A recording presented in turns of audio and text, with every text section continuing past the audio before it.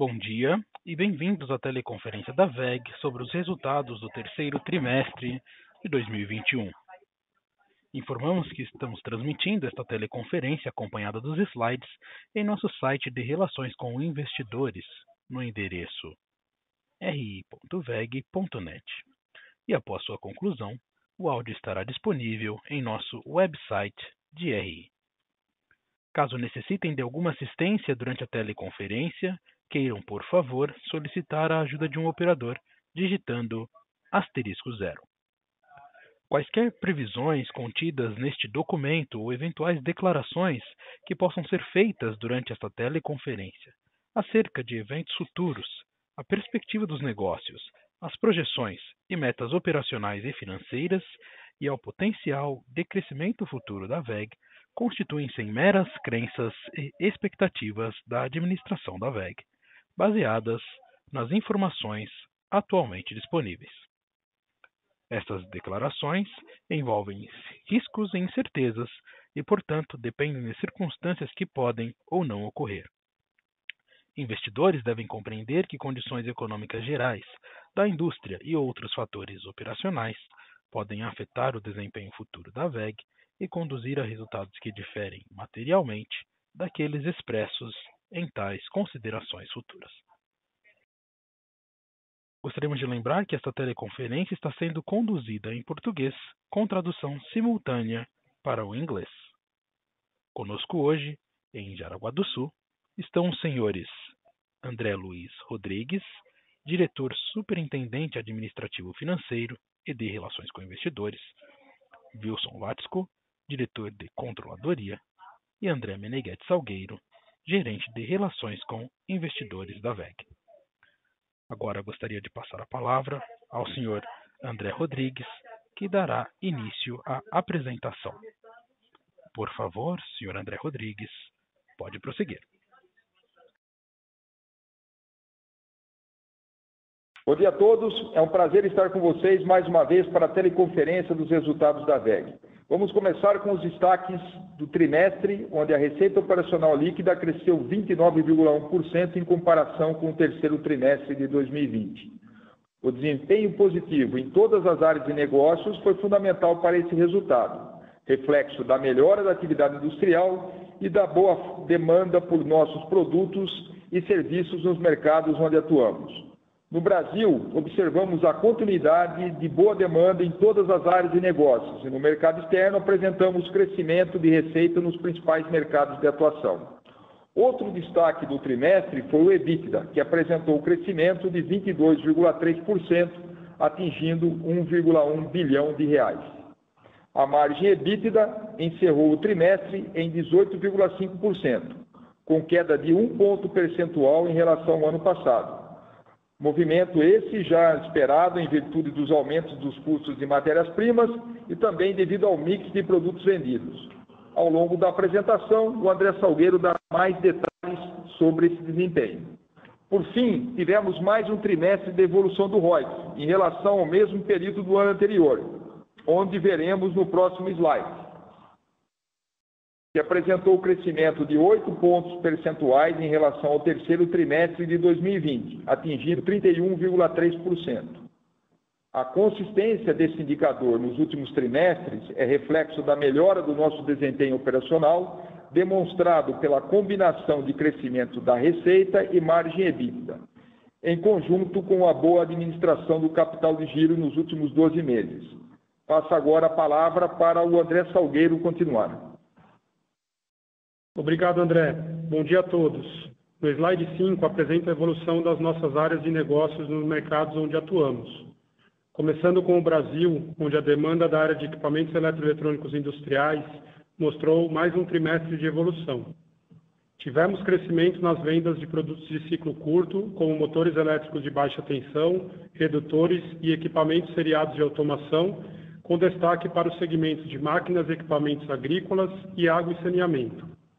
As vendas de equipamentos de ciclo longo, como motores elétricos de média tensão e painéis de automação, também cresceram, principalmente nos segmentos de óleo e gás, mineração e água e saneamento.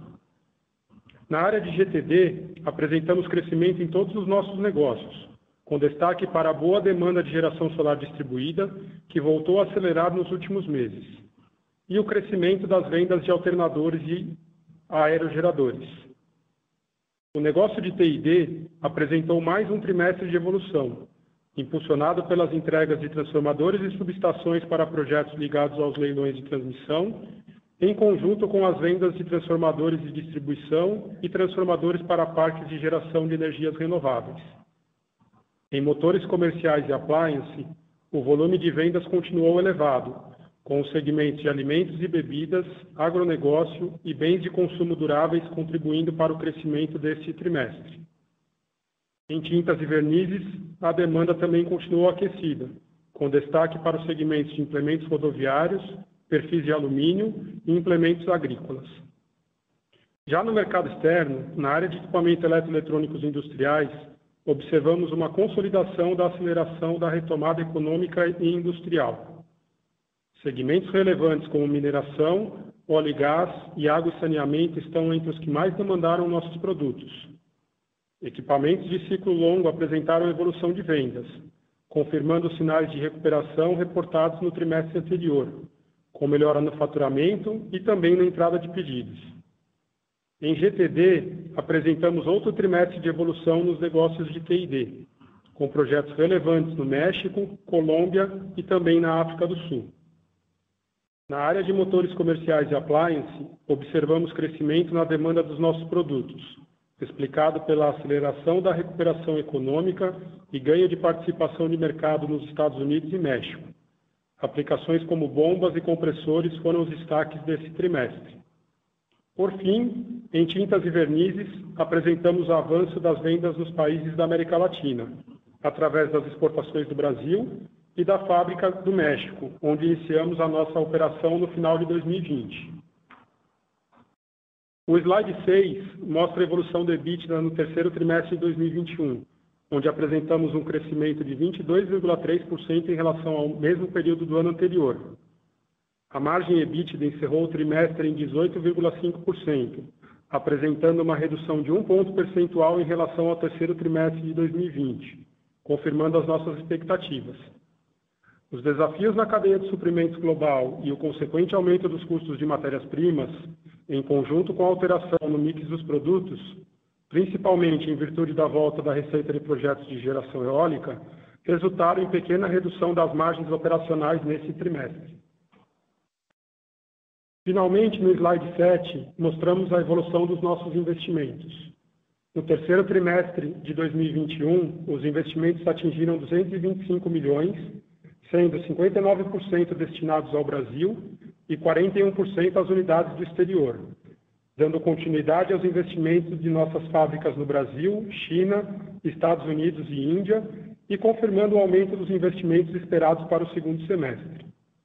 Com isso, eu finalizo a minha parte e devolvo a palavra ao André. Obrigado, André Salgueiro. E antes de passarmos para a sessão de perguntas e respostas, eu gostaria de falar sobre algumas de nossas últimas realizações e comentar sobre as nossas perspectivas para o restante do ano. Com relação às realizações, eu gostaria de destacar 3 acontecimentos. Nesse trimestre, nós concluímos a construção da nossa 5ª fábrica de transformadores na América do Norte, a 3ª nos Estados Unidos, na cidade de Washington, no Missouri. A fábrica faz parte da nossa estratégia de entrada no mercado de transformadores industriais, bem como aumenta a nossa capacidade para atender os mercados das grandes concessionárias e transformadores para parques de geração de energias renováveis.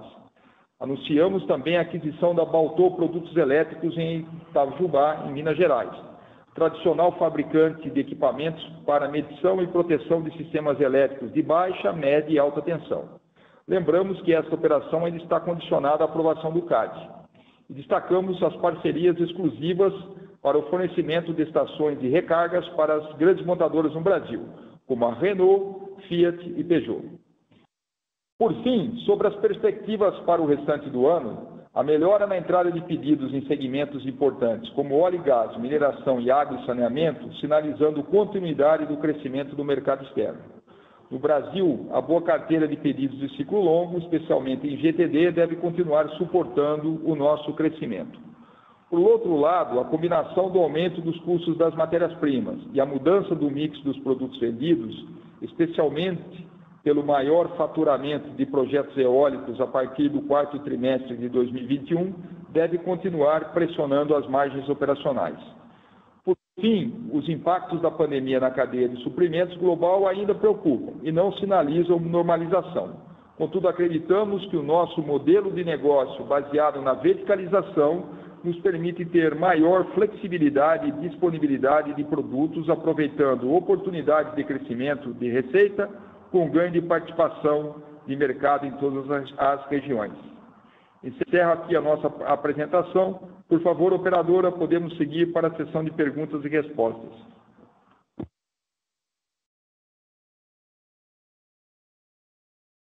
Senhoras e senhores, iniciaremos agora a sessão de perguntas e respostas para investidores e analistas. Para fazer uma pergunta, por favor, digitem *1 e para retirar a pergunta da lista, por favor, digitem *2. Nossa primeira pergunta vem do senhor Lucas Barbosa, Santander. Bom dia, André Rodrigues, André Salgueiro, parabéns pelos resultados e obrigado por pegarem minha pergunta. Eu tenho duas perguntas. A primeira é sobre CAPEX. Nesse TRI vocês fizeram 225 milhões de reais de CAPEX, isso é uma aceleração razoável quando comparado com os 130 milhões que vocês vinham entregando por TRI recentemente.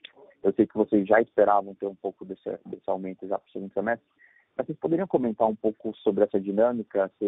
Por acaso, seriam investimentos que vocês tiveram atraso na entrega por causa da pandemia e acabaram ficando para o segundo semestre, ou talvez foi câmbio, inflação de commodities afetando o CAPEX? Essa é a minha primeira pergunta, depois eu faço a outra. Obrigado. Oi, Lucas. Obrigado pela pergunta. André Rodrigues falando. Então, vamos lá, né? Falar um pouquinho sobre como foi o desempenho do CAPEX. A gente já vinha alertado que nós teríamos uma expectativa de aumento do CAPEX no segundo semestre. No primeiro semestre também nós alertamos que nós tivemos alguns atrasos aí, e que alguns dessas razões dos atrasos continuam no segundo semestre devido aos impactos da pandemia, atraso na entrega de novos equipamentos que foram adquiridos, ou mesmo a construção da fábrica de motor de baixa tensão na Índia, com restrições, deslocamento, lockdown e até quantidade de pessoas na fábrica, trouxe um atraso nesse processo, né? Com isso, lembrando, né, a expectativa de CAPEX para esse ano era algo em torno de R$1 bilhão.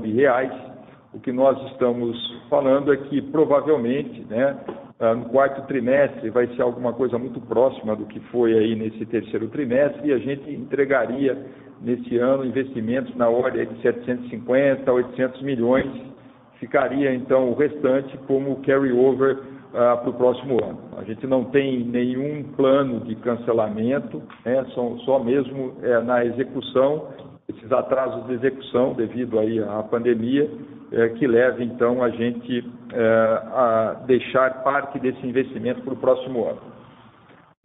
Os maiores investimentos, né, só para completar, nesse terceiro trimestre, nós tivemos aí na China, que foi a continuidade da expansão da fábrica de motores elétricos, nos Estados Unidos, né, a conclusão da nova fábrica de transformadores industriais, e também já nós começamos aí a expansão de uma das fábricas que nós temos lá nos Estados Unidos, na área de T&D, e no Brasil, muito mais investimentos ligados, por enquanto, em melhoria de processos e ganhos de produtividade.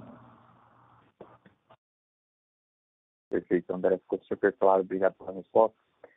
E se me permitirem a segunda pergunta sobre capital de giro, quando a gente olha em dias, se tiver uma redução substancial em dias de recebíveis e tiveram um aumento de dias nas contas a pagar nos últimos 3, 4 anos, só queria entender se teve alguma mudança na política de prazo de recebimento e de pagamento, ou se teve algum efeito no ciclo de capital de giro específico, mas qualquer coisa que vocês puderem dar sobre capital de giro ajudaria bastante. Obrigado. Ô Lucas, falando então sobre capital de giro, né? Eu acho que é importante a gente também relembrar, né, que ao longo desse ano, o capital de giro ele veio atingindo aí os melhores patamares, né, a relação capital de giro sobre receita dos últimos 10 anos, né? Acho que talvez a melhor relação aconteceu no segundo trimestre desse ano, né? E a gente já vinha adiantado que a expectativa é que ao longo desse segundo semestre também a gente teria um aumento, né, do capital de giro. Acho que as principais razões, né, a primeira coisa é que o nível da atividade, quando a gente fala em valor do capital de giro, o nível da atividade ele aumentou e isso carrega mais o capital de giro. Mas também, né, como eu disse, nós tivemos um pouco aí uma queda de alguns indicadores de desempenho, né? Basicamente, esse aumento então vem ocorrendo na parte de estoques e na parte de contas a receber do cliente. Na parte de estoques, né, por exemplo, o giro no segundo trimestre estava em torno de 5 vezes, caiu para 4,8. A gente tem que considerar que ao longo desse ano nós tivemos um valor importante de inflação nos estoques. Nós tivemos também a recomposição de alguns estoques, né, que estavam mais baixos comparado aos últimos meses, sobretudo das nossas filiais comerciais, onde a demanda para os nossos produtos no exterior veio mais acentuada e então levou a uma redução, então tem uma recomposição. Nós também tivemos antecipação de compras de alguns componentes, né, e aí para dar um pouco mais de conforto, né, em termos de volume de estoque, sobretudo de matérias-primas, ainda com essa volatilidade da cadeia de suprimentos.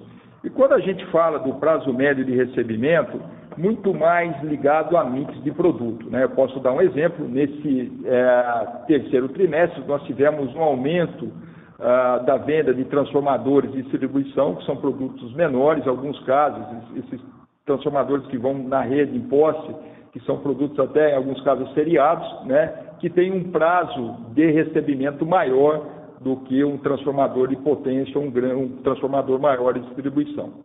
Então, foi um pouco mais essa questão de mix de produto no contas a receber e a questão aí dos estoques, né, que leva à inflação dos estoques, que leva também aí a aumentar o nosso estoque como garantia de algumas matérias-primas importantes e também a questão de recomposição de estoque, sobretudo lá fora. Perfeito, André, super claro. Só me permitir um follow-up em cima desse ponto. Eu sei que no terceiro TRI a gente viu uma piora versus segundo TRI em alguns indicadores, mas se você olhar os últimos 3 anos, teve uma melhora muito boa, né, no capital de giro, no ciclo de capital de giro de vocês. Teve alguma mudança de política especificamente, ou talvez ao longo do ano passado com o Covid vocês foram um pouco mais duros com fornecedores e com clientes? Então, não tem mudança de política não, Lucas, né, um pouco o que eu comentei, né, de alguma degradação, né, mas que a gente já estava esperando em alguns indicadores, também o aumento de ciclo longo, né, que foi mais concentrado ao longo desses últimos meses, ajuda essa redução do capital de giro, né. Mas, mais uma vez, né, eu gostaria de ressaltar que os valores que foram divulgados, aí, sobretudo no primeiro semestre, foi o melhor dos últimos 10 anos, né. Então, é natural que a gente agora, não estou dizendo que a gente vai voltar no pior momento, mas um pequeno aumento eu acho que é esperado ao longo desse segundo semestre. Perfeito, super claro, André. Obrigado e bom dia para vocês. A próxima pergunta vem de Lucas Laghi, XP Investimentos. Bom dia, André Rodrigues, Salgueiro, parabéns pelos resultados. 2 perguntas aqui do nosso lado também. A primeira é só um follow-up em nossa pergunta anterior, pensando no CAPEX, né? Mas acho que ficou claro essa questão do capital de giro, né? Estoque, ele acho que tem sido afetado pela questão de desabastecimento, acho que aumento também nos insumos em si. Mas para entender, olhando para o CAPEX, né, se esse aumento que a gente viu no terceiro TRI versus os últimos trimestres também reflete, além dos atrasos que vocês mencionaram, mas essa questão de aumento de preço, né, se vocês estão vendo uma pressão significativa no CAPEX, né, em relação a esses aumentos de preço que a gente está vendo na indústria. E uma segunda pergunta, mais específica, mas pensando na alíquota de imposto, né, mas a gente viu um aumento também relevante versus os últimos trimestres, acho que chegou a bater uns 18% de taxa efetiva, e normalmente a gente viu um efeito maior ali de contribuição positiva devido àquela diferença de alíquota no mercado externo, né? Então, só para entender os fatores desse aumento no terceiro TRI, foi algo pontual, principalmente pensando aí nessa dinâmica fiscal ali nos mercados externos, né? e se dá para a gente pensar em voltar a ver essa alíquota ali entre a média ali de 10% a 13%, 15% que estavam reportando nos últimos trimestres. Então, são esses dois pontos. Acho que follow-up na questão do CAPEX e essa dinâmica do imposto. Obrigado, pessoal. Oi, Lucas.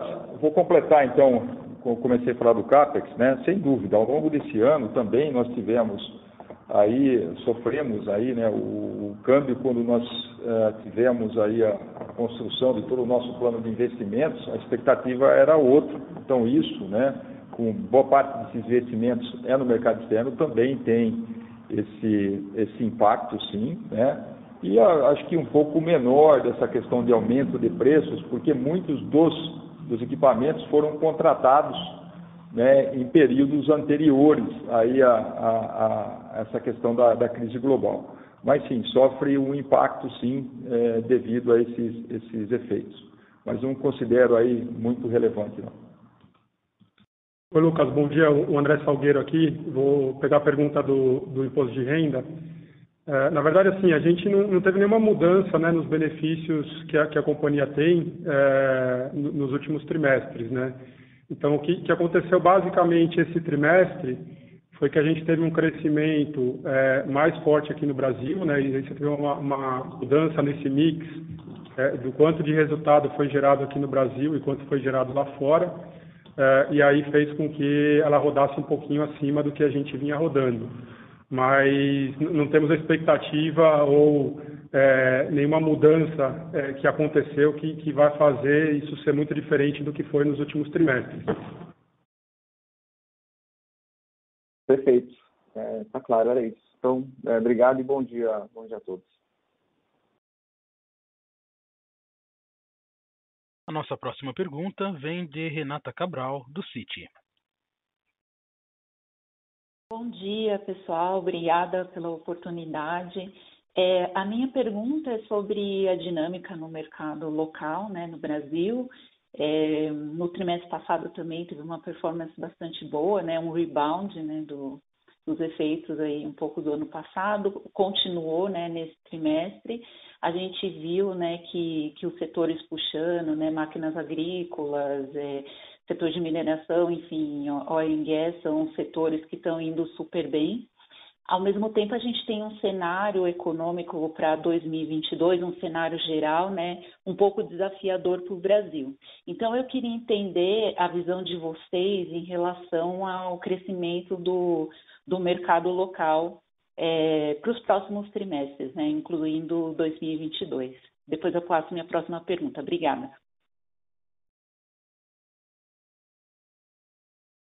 Oi, Renata. Bom dia, o André Salgueiro aqui.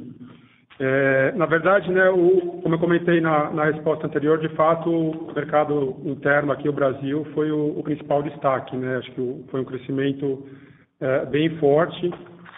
Em primeiro lugar, no negócio de GTD, que cresceu aí 59,2% em relação ao terceiro trimestre do ano passado. E aí aqui a gente teve o crescimento de basicamente todos os negócios, alguns negócios crescendo em ritmo de 2 dígitos, e em cima disso tudo a gente teve a volta dos projetos de geração eólica também, que contribuiu bastante para esse desempenho, né? E na parte industrial, como você já comentou, né, uma dinâmica positiva também para ciclo curto, que já vem desde o segundo semestre do ano passado, e agora mais recentemente a gente começou a notar uma melhora na carteira, né, na entrada de pedidos de ciclo longo, principalmente nessas indústrias de óleo e gás, mineração e água e saneamento. Então, assim, a gente não tem... estamos trabalhando agora, né, no exercício de orçamento para o ano que vem, então não temos os números fechados ainda, e a gente tem que separar também os dois negócios, né? A parte de ciclo curto, a gente tem uma visibilidade não muito longa de carteira, então dentro dessa visibilidade a gente pode dizer que está positivo, mas aqui a gente pode ter uma mudança de uma hora para outra, apesar de não ser essa a expectativa. Por outro lado, na parte de ciclo longo, a gente tem uma carteira que veio sendo construída aí ao longo dos últimos meses, que nos dá alguma visibilidade dependendo do tipo de negócio, né? Então, em alguns, como no negócio de equipamentos eletroeletrônicos industriais, a gente consegue ver uma carteira de alguns meses à frente, até o negócio de geração eólica, que a gente consegue ver uma carteira indo até o início agora já de 2023. Então, com base nessa carteira de ciclo longo que a gente tem visibilidade hoje, para essa parte do negócio, eu acho que sim, dá para dizer que a gente tem uma boa perspectiva aí para os próximos trimestres. Mas como a parte de ciclo longo, essa carteira ela é mais curta, a gente não tem essa visibilidade, a gente precisa dessa confirmação de ciclo curto também ao longo dos próximos meses, para a gente ver qual vai ser a dinâmica da receita consolidada no mercado interno. Entendido, não, perfeito, obrigada pela resposta. E a minha segunda pergunta é em relação a até o que vocês já tocaram no assunto sobre a falta de suprimento, né, na cadeia global, e o fato, enfim, de vocês serem bastante verticalizados, acho que inclusive deve ajudar. Mas eu queria entender como vocês estão vendo essa dinâmica, porque acho que ajuda vocês, por um lado, mas talvez não seja tão... Pode bater no consumidor, né? Nas pessoas que fazem os projetos, né? Como vocês têm bastante fábricas locais, assim, fora do Brasil, aí eu queria entender como que isso impacta tanto a falta de suprimentos como a que a gente viu recentemente também, gargalos em frete e essas crises aí que esperamos seja de curto prazo. Renata, André Rodrigues. Bom, vamos falar um pouquinho então sobre essa crise de desabastecimento, né, que está gerando essa situação da cadeia global de suprimentos, né? A gente, ao longo desse ano, até do ano passado, a gente informou que nós não tivemos falta de matéria-prima ou um desabastecimento, mas problemas pontuais em algumas operações, que não comprometeu nenhuma entrega, né? Obviamente, em alguns casos, pequenos atrasos, mas tudo administrado, né? E parte disso, né, sem dúvida, também pelo nosso processo de verticalização, né, e a posição que muitas vezes a gente pode dizer até um pouco mais conservadora de estoques, né? Inclusive, nós tomamos a decisão de aumentar alguns estoques estratégicos, né, no final do ano passado, que contribuiu para nós podermos passar esse período aí sem os efeitos relevantes em nossas operações. Eu acho que a questão da crise global de suprimentos, ela não está terminada ainda, né? Vamos pegar o que está acontecendo com componentes eletrônicos, né? A gente está numa situação que quem não colocou pedido de necessidade de componentes para o ano que vem, se colocar pedidos agora, provavelmente só vai ter acesso a esses componentes lá para no final do ano ou até mesmo 2023, né? E no nosso caso, né, acho que para quase totalidade do que a gente enxerga como demanda desses componentes para a fabricação dos nossos produtos para o ano que vem, nós temos já contratualmente fechado aí praticamente toda a nossa necessidade, né? Traz preocupação no curto prazo, né, como eu disse, né, mas a companhia tem se preparado para isso e acho que é natural ao longo do passar do tempo agora as coisas vão começar a melhorar, não voltar à normalidade durante 2022, mas em uma situação melhor. Agora, né, sem dúvida, o fato da gente ser verticalizado, buscar verticalização, ter essa mobilidade, disponibilidade de muitas vezes produzir aqui, mandar para o México, ou do México mandar para a China e tudo mais, nos protege bastante, né? O que aconteceu no início da pandemia, sobretudo na Europa, que muitos dos concorrentes que não tinham esse nível de verticalização, que dependiam aí de outros fabricantes de componentes, tiveram que, em algum momento, parar suas produções por falta de muitos componentes. Não foi o que aconteceu com a VEG, né? Então, a gente entende que hoje, né, o modelo da VEG é um modelo que traz, sim, uma vantagem competitiva, numa situação como essa. E eu sempre falei que uma das razões do sucesso da VEG também é ter uma estratégia industrial muito sólida e muito bem desenvolvida aí em outras, não só no Brasil, mas em outras regiões. Agora, é claro, né, muitas vezes isso pode gerar um problema no nosso cliente, né?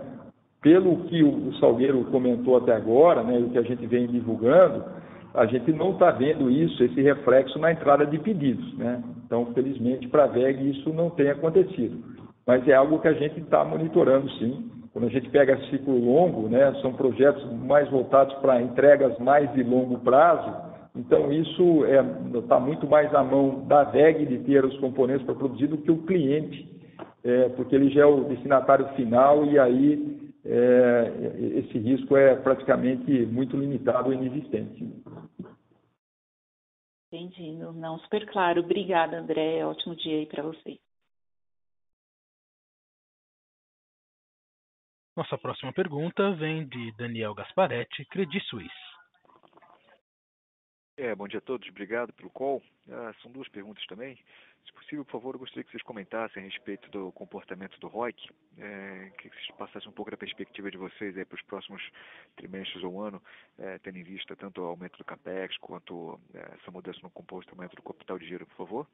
E a segunda pergunta seria a respeito de repasse de preço. Queria entender um pouquinho com vocês como é que vocês estão vendo o repasse de preço no mercado, tanto no mercado doméstico quanto no mercado internacional. Vocês estão sentindo que está tendo uma maior aceitação ou se já está tendo alguma desaceleração? Obrigado e bom dia.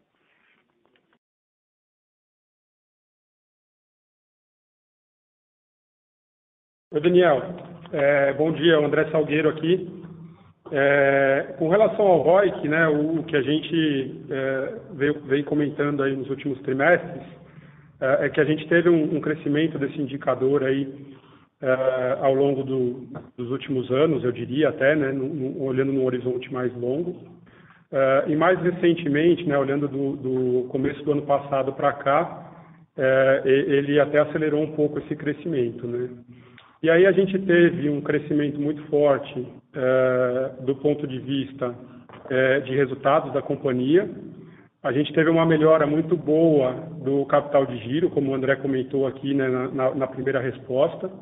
E a gente teve também o efeito do câmbio, que a desvalorização do real acabou ajudando a gente a ter essa melhora desse indicador aí mais recentemente. Então, acho que desde do trimestre passado até do trimestre anterior, a gente já vinha comentando que era possível a gente ver alguma acomodação do ROIC, né?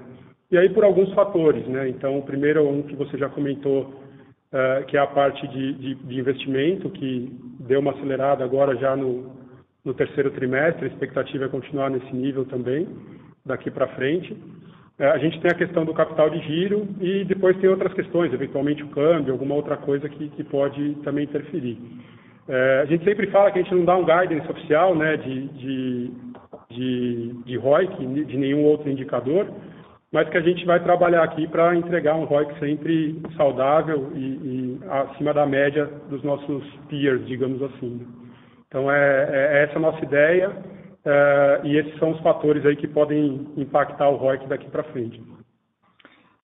E, Daniel, com relação aos aumentos de preço, né, a gente também vem falando disso, né, que aí para minimizar todos esses impactos desses aumentos de matéria-primas, né, nós fizemos alguns movimentos de recomposição dos preços e sempre que possível em todos os mercados onde nós atuamos, né, como por exemplo no mercado externo, onde nós já realizamos ajustes de preço nesse ano, de forma a compensar o aumento do custo das nossas principais matérias-primas, mas lembro também, né, que esses ajustes ocorrem especialmente em produtos de ciclo curto, com os motores de baixa tensão, equipamentos seriados de automação e tintas, né, e pode variar muito entre as diversas linhas de produtos. E uma coisa importante também, né, é que existe algumas vezes uma defasagem, né, entre o aumento da matéria-prima e essa recomposição de preço. A questão dos aumentos de preço na cadeia global de suprimento industrial pegou todo mundo, né? É um movimento também que isso tem levado a WEG, os nossos fornecedores, clientes e até concorrentes também a seguir essa mesma tendência. É claro, senhores. Obrigado e um bom dia. Nossa próxima pergunta vem de Vitor Mizusaki, Bradesco BBI.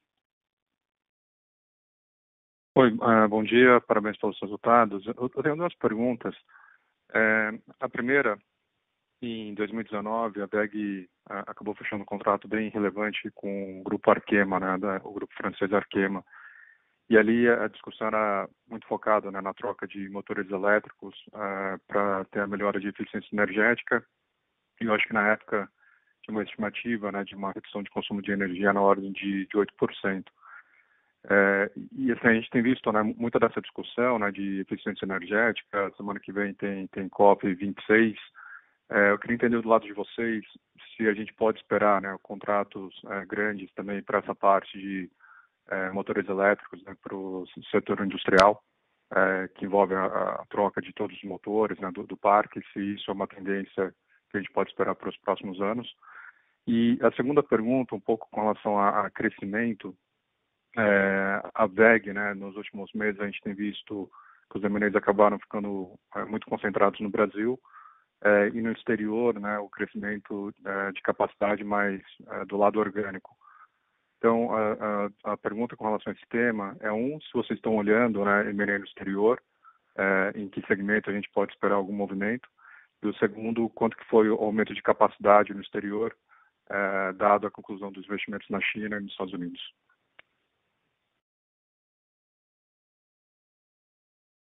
Vitor, vamos lá, né? Vamos falar então sobre toda essa tendência, né? E uma coisa que a WEG vem trabalhando bastante sobre a eficiência dos motores elétricos, né? É uma das frentes, vertentes que a gente considera de trazer boas oportunidades de investimento, porque cada vez mais, né, os nossos clientes vão querer produtos que gastam menos energia elétrica, com maior eficiência, e a companhia, ao longo do tempo, vem investindo bastante, né, dispêndios aí de pesquisa e desenvolvimento e inovação para a gente cada vez mais oferecer uma melhor solução para os nossos clientes, né?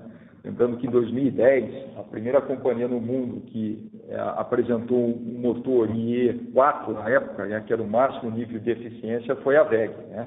Então, uma companhia que está muito preparada para isso. A gente entende sim que é uma tendência, cada vez mais existe essa demanda por esses produtos e a WEG vem investindo, né? Teve, como bem lembrou, o contrato com a Arkema no passado, e tem várias empresas também que a gente está fazendo essa mesma abordagem, né? A gente entende, então, que essa é cada vez mais vai ser uma demanda das indústrias, né? E, sobretudo, em momentos aí onde você precisa reduzir energia com potenciais crises de abastecimento, é muito importante você ter um parque atualizado com motores de baixo consumo de eletricidade. Então, sim, a companhia está buscando esse caminho, né? E aí toda a estratégia de renováveis que também leva, né, a WEG a ter um bom posicionamento e continuar crescendo nessas soluções para os nossos clientes. Oi, Vitor, bom dia, é o Salgueiro aqui. Com relação à segunda pergunta, do ponto de vista de crescimento, né, eu acho que a gente, principalmente no mercado externo, né, que foi o foco que você trouxe, acho que a gente trouxe algumas informações bem interessantes no WEG Day do ano passado, né, quando a gente mostrou ali as 3 principais regiões que a companhia tem presença no mercado externo, né, América do Norte, Europa e Ásia Pacífico, e mostrando ali um pouco o tamanho do mercado e o nosso market share, né, dos principais produtos e regiões que a gente atua. Então, ali basicamente traz a mensagem de que a gente ainda tem bastante espaço e oportunidade do ponto de vista de crescimento por ganho de espaço, né, por ganho de mercado no mercado externo. Então, esse o nosso principal objetivo, e aí os investimentos eles vêm sempre com essa visão mais de longo prazo, né, desse crescimento contínuo e sustentável, e aí os investimentos eles vão depender de negócio para negócio, né? Então, a gente tem alguns exemplos recentes, tanto de M&A quanto de investimentos, que você comentou. Por exemplo, no negócio de transformadores lá nos Estados Unidos, a gente fez a aquisição da WTU, e agora decidimos fazer uma expansão do negócio em torno de 25% a 30% da capacidade com uma fábrica nova, nossa terceira fábrica lá nos Estados Unidos. Na China, que foi um outro exemplo que você trouxe, na verdade a fábrica de motores industriais de baixa tensão na China, ela está praticamente passando por aumento de capacidade anualmente. Então a gente vem fazendo investimentos naquele modelo de expansão modular que a gente tem tanto aqui no Brasil quanto no México, e à medida que a gente vê demanda do mercado, a gente faz o investimento para atender essa demanda. Então, acho que a principal mensagem aqui é que a gente acredita muito nessa visão de longo prazo, né, nas oportunidades de crescimento, e que a gente vai fazer os investimentos necessários para suportar esse crescimento, né? Um exemplo, até um outro exemplo acho que interessante de compartilhar, né, a própria operação da Índia, e aí fazendo esse link entre M&A e investimento, que eu acho que você trouxe, né, foi uma decisão que a gente teve, a gente até olhou algum potencial aquisição ali, mas a gente decidiu fazer um projeto greenfield para entrar nesse segmento aí de motores industriais de baixa tensão, e a partir daí vamos começar a desenvolver o mercado. Então, sim, a gente está sempre olhando tanto em CAPEX quanto M&A, com essa visão aí das oportunidades de crescimento que a gente tem no mercado externo no longo prazo. Ótimo, obrigado.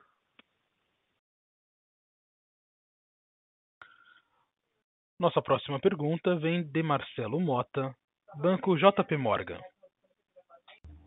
Oi, bom dia a todos. Duas perguntas. A primeira, se vocês pudessem comentar um pouco sobre o outlook de margem, né? Enfim, acho que vocês têm falado em diversos calls aí que ela vai migrar para o mesmo patamar que a gente viu no ano passado, né? Então, pensando em margem EBITDA, seria alguma coisa ali perto de 19 a 18,5, né? Entretanto, quando a gente olha a margem dos 9 meses de 2021, né, fica ainda uma queda para o quarto trimestre em termos de margem para se chegar aí nesse patamar parecido com 2020, né? Então, entender se aqui, enfim, quando a gente pensa que essa margem ainda pode sofrer uma contração adicional no quarto trimestre, é muito pelo mix de produto, enfim, né, a turbina eólica e a aerogeradora acaba tendo, né, um impacto um pouco mais negativo na margem, mas é positivo para a receita, pelo tamanho dos projetos, ou se ainda tem alguma coisa de custo de matéria-prima, toda essa questão de supply chain aí que foi discutido ao longo do call. Essa é a primeira pergunta. E a segunda é rápida, enfim, sobre a questão de M&A, enfim, vocês vieram fazendo, né, indústria 4.0, tiveram algumas coisas de expansão de capacidade, aí, como a gente viu em Itajubá, então entender um pouco o que vocês estão pensando em M&A aí, se ainda deveria ser um vetor, de repente, para a parte de mobility, que vocês têm olhado em termos mais oportunísticos aí. Obrigado. Mota, muito obrigado pelas perguntas, né? Bom, vamos falar um pouquinho das margens, sobre o comportamento das margens, né? Acho que foi aí a grande preocupação de todos, aí a principal pergunta de todos os nossos encontros, né? Nesse trimestre, como a gente já vinha antecipando, né, as margens da companhia, tanto a margem bruta como a margem EBITDA, foram impactadas principalmente pelo aumento dos custos das matérias-primas e também o mix dos produtos, né? Bom, é notório aí que toda a cadeia global de suprimentos vem sendo bastante impactada nesses últimos trimestres, né? A gente já havia comentado, então, que a gente está observando aumento nos custos das matérias-primas ao longo desses últimos trimestres também. Primeiramente, ainda no ano passado, nós sentimos esse aumento no Brasil, especialmente nas matérias-primas indexadas ao câmbio, e posteriormente veio para o mercado externo, né? Onde nós observamos, então, os aumentos de preço, especialmente nas mais relevantes para nós, como a chapa de aço e o cobre. E também uma coisa importante, como a gente sempre comenta, né, é o assunto de custo pode causar uma defasagem temporária no resultado de curto prazo. Uma coisa também relevante, a gente sempre lembrar que a estrutura de custo de materiais é muito parecida para todos os nossos concorrentes também, né? Que, como os principais itens de commodities globais, também eles acabam sofrendo esses impactos, né? E mix do produto, né? Além dessa conjuntura global, nós também temos a alteração do nosso mix, e a gente vem falando, né, que agora o negócio eólico, a partir do terceiro trimestre, ganhou mais relevância. Então, é um negócio onde a margem é menor que as margens médias da companhia, e isso vem impactar também a margem, veio já impactando a margem nesse terceiro trimestre.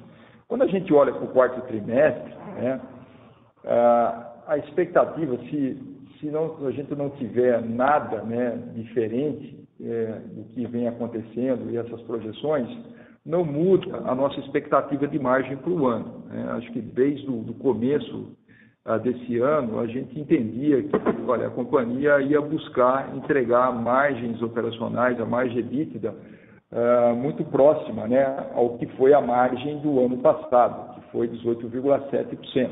Obviamente, né, excluindo o efeito, né, não recorrente do ICMS, da exclusão do ICMS na base de cálculo do PIS e COFINS. Então, com a visibilidade que nós temos hoje, Marcelo, a gente não vê nada diferente, a gente vai estar focando aí em buscar algo que vai estar ao redor à margem do ano passado, Então, obviamente, não vai ser uma margem de quarto trimestre similar ao que a gente apresentou no primeiro semestre. E a questão do M&A, né, a companhia não mudou o posicionamento, né? A gente sempre busca, então, oportunidades que possam trazer acesso ao mercado, nós não temos, ou aí uma nova tecnologia, né? O que aconteceu nos últimos trimestres, né, ou a partir de 2020, foi que a pandemia acabou atrapalhando esse processo, né? Então, buscar oportunidades no mercado externo, numa situação que você não consegue, em alguns países ainda, entrar para fazer um processo exaustivo de due diligência, ou muito mais do que isso, né? Garantir um processo de integração muito bem conduzido, que é muito importante para a gente desdobrar a nossa cultura, acaba inviabilizando nesse momento, né, buscar oportunidades lá fora. Mas a companhia nunca parou de buscar essas oportunidades e não existe, claro, não existe áreas preferenciais. Cada negócio tem a sua estratégia. E se, eventualmente, o negócio da automação, que não sendo aí focado em mobilidade elétrica, mas que traga oportunidades de crescer em alguns segmentos de automação onde a gente tem uma exposição que não seja tão relevante como a gente tem no Brasil, é claro que a gente vai buscar, né? Como nós buscamos nos últimos anos as oportunidades de crescimento em T&D, que estava ligado ao planejamento estratégico da WEG Transmissão e Distribuição, e assim por diante, né? Então, a mensagem todas as áreas de negócio têm o seu planejamento estratégico, sabem os objetivos de crescimento, e esses objetivos de crescimento podem sim vir através de crescimento orgânico ou crescimento inorgânico através das aquisições. Perfeito, muito obrigado. Bom dia. Nossa próxima pergunta vem de Rogério Araújo, UBS. Olá, bom dia, André Salgueiro. Parabéns aí pelos resultados. Eu tenho duas aqui da minha parte. A primeira, vocês mencionam na primeira página do release que teve uma entrada de pedido de novo ciclo lá fora, né? Vocês falam que contribui para a construção da carteira de pedidos para os próximos trimestres. Vocês podem dar um pouquinho mais de cor sobre isso? Se a expectativa é que a WEG continue acelerando, né, a receita tri a tri, assim como a gente tem visto nos últimos trimestres. Essa é a primeira. Depois eu vou para a segunda. Obrigado. Oi, Rogério, bom dia. É o Salgueiro aqui. Na verdade, ali a menção no release está muito ligada à questão da carteira de ciclo longo, né? Então, sim, para essa parte do negócio, né, principalmente na parte industrial, a gente tem visto globalmente indústrias importantes como óleo e gás, mineração, água e saneamento e algumas outras. O nível de entrada de pedidos ele vem melhorando desde ali do final do primeiro ao longo do segundo trimestre e se consolidou agora ao longo do terceiro trimestre. Então, para essa parte do negócio, sim, acho que dá para afirmar que a carteira que está sendo construída agora ela é positiva e ela indica aí crescimento para frente.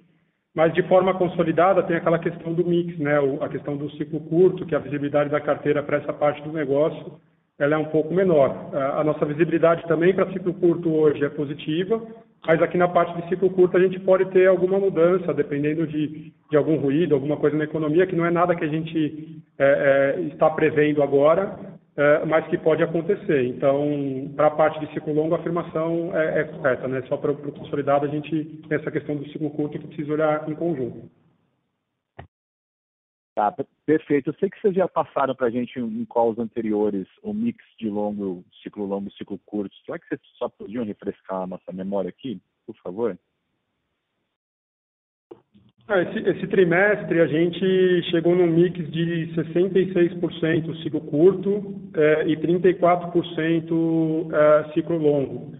Então, o que aconteceu, né? Não sei se você lembra, mas o ano passado, no pior momento da pandemia ali, no segundo trimestre do ano passado, o ciclo longo chegou a ser 40% da receita, mais ou menos. E de lá para cá, a parte de ciclo curto ela vem melhorando. e aí esse mix está pendendo mais agora para a parte de ciclo curto, pela melhora do ciclo curto e por uma leve queda que a gente teve na parte de ciclo longo industrial, que começa a dar sinais de recuperação agora. Então o mix ficou agora mais para 34 longo, 66 curto. Legal, perfeito. Minha segunda pergunta é com relação aqui ao mercado doméstico, e é um follow-up de uma pergunta que vocês já responderam, na verdade, sobre a desaceleração econômica, ou, na verdade, incerteza, né? A gente viu a receita da WEG no mercado doméstico sofrendo lá em 2009 e depois em 2015 e 2016, né? Mas naquelas ocasiões teve queda relevante de PIB, né? Eu acho que é um pouco diferente. O que eu queria ouvir de vocês, na verdade, como é que é a situação de agora de incerteza se compara lá atrás, né? E o que a gente tem que acompanhar, né, para talvez ser o trigger de que esse é o momento em que as companhias postergam o investimento, né, de que carteira de ciclo longo para de entrar pedido. Então, vocês podem comparar um pouco aqueles períodos com este agora e o que a gente tem que acompanhar aqui para talvez ser uma proxy, né, de parada de entrada de pedidos e tal? Obrigado. Oi, Rogério, André Rodrigues. Eu vou pegar essa daqui. O Salgueiro nem estava na companhia nessa época aí, então deixar para ele, eu vou judiar muito dele, mas vamos lá, pessoal. O que aconteceu, a diferença de 2016, né, com a situação agora? 2016, acho que a gente experimentou uma situação muito atípica, né, onde a gente começou o ano com uma expectativa, assim, que seria um ano um pouco mais difícil. A gente teve um bom crescimento em 2015, que foi, se não me engano, 25,4% de receita, então foi muito bom, e a gente falou, olha, ainda bem que a gente cresceu um pouco mais, porque 2016 vai ser um ano difícil, só que a gente não esperava que fosse tão difícil, onde naquele ano a receita da WEG decresceu 4%, né? Algo muito raro de acontecer na história da companhia.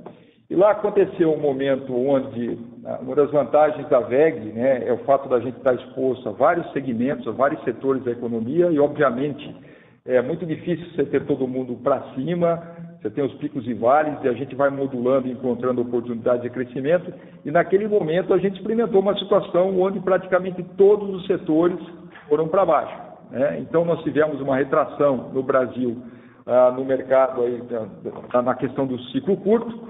E também, naquele momento, a gente não tinha uma carteira de ciclo longo digamos, que garantisse um bom desempenho que pudesse amortizar um pouco mais esse impacto que aconteceu com a queda do ciclo curto em 2016.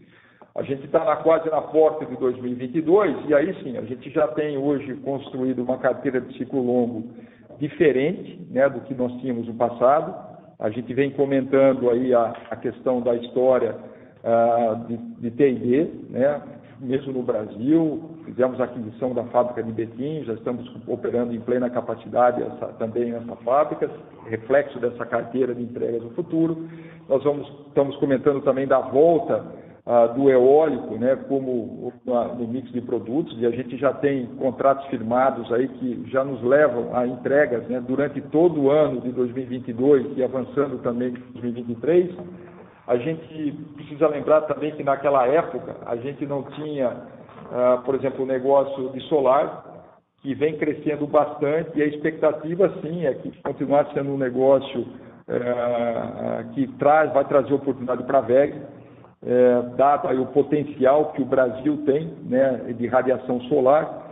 Então, nós temos hoje, né, uma combinação de melhor carteira de produtos de ciclo longo e entrada e exposição em novos negócios que nos coloca numa situação diferente do que aquela enfrentada em 2016.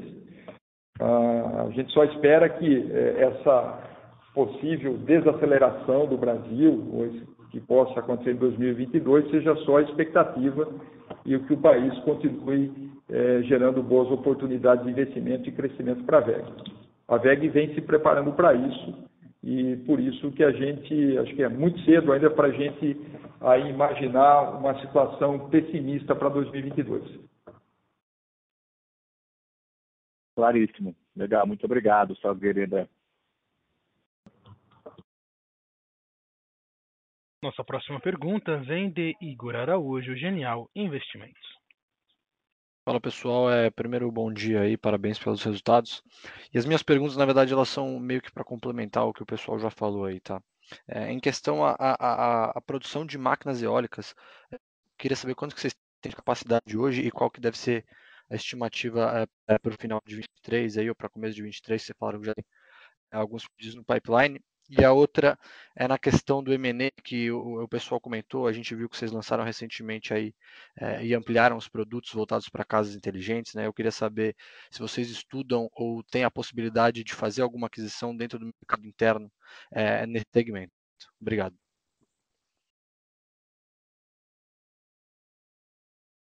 Oi, Igor.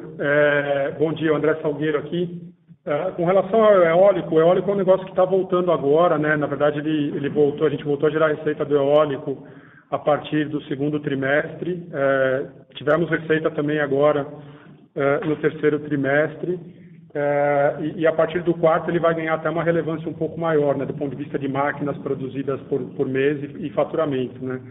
Nossa capacidade atual hoje é algo em torno de 8 a 10 máquinas por mês.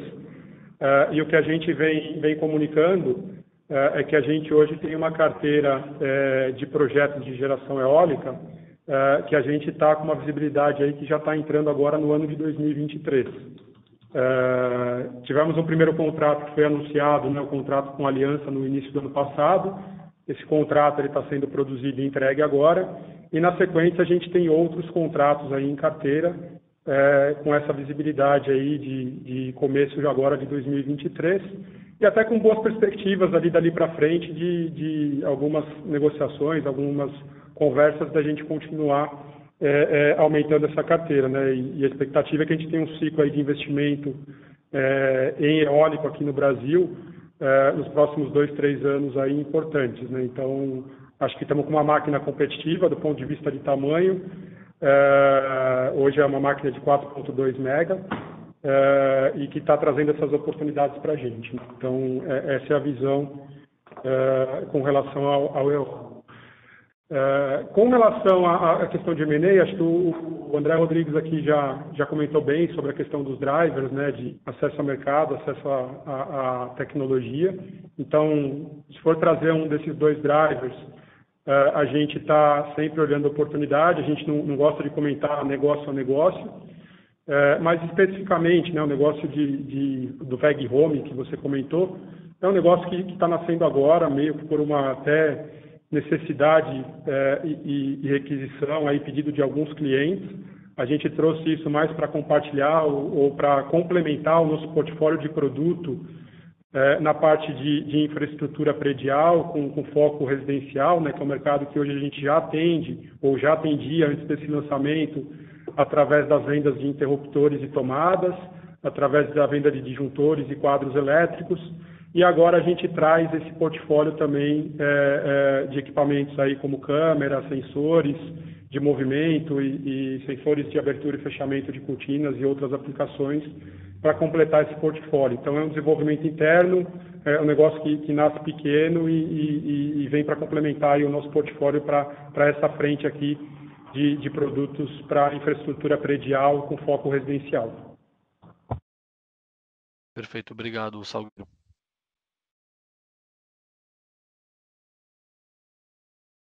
Encerramos neste momento a sessão de perguntas e respostas.